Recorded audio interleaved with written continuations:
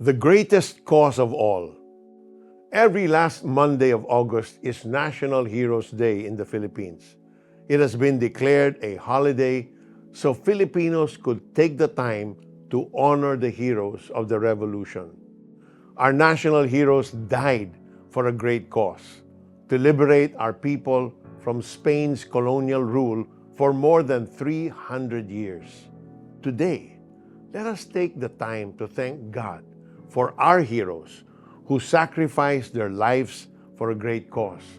As we do that, may we also remember that there is someone who spent his life and willingly gave it up for an even greater cause. May isang nag-alay ng kanyang buhay para sa ikinatutubos ng marami.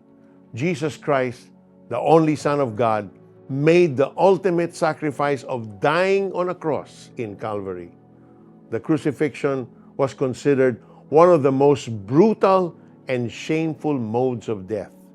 It was made public to expose the half-naked criminal and torture him to a slow and humiliating death. But Jesus was not a criminal. His dying on the cross was a deliberate act. Unlike our heroes who fought the Spaniards with all their might before they were killed on the spot or captured and imprisoned and later executed, Jesus did not retaliate against his enemies.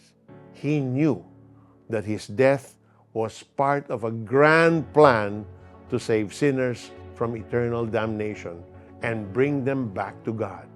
It was a mission propelled by God's incredible love for the world.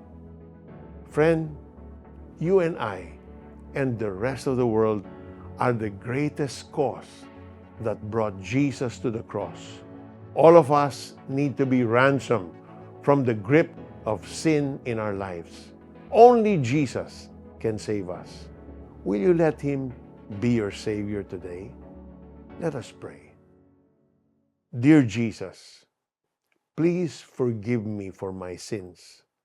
Thank you for ransoming me, washing away my sins, and granting me the freedom to follow you for the rest of my life. In Jesus' name I pray. Amen. What concrete changes in your lifestyle do you need to make so that you can follow Jesus each and every day? Sapagkat ang anak ng tao ay naparito hindi upang paglingkuran, kundi upang maglingkod at upang mag-alay ng kanyang buhay para sa ikatutubos ng marami. Mark 10:45. This is Peter Kairos reminding you, God loves you unconditionally.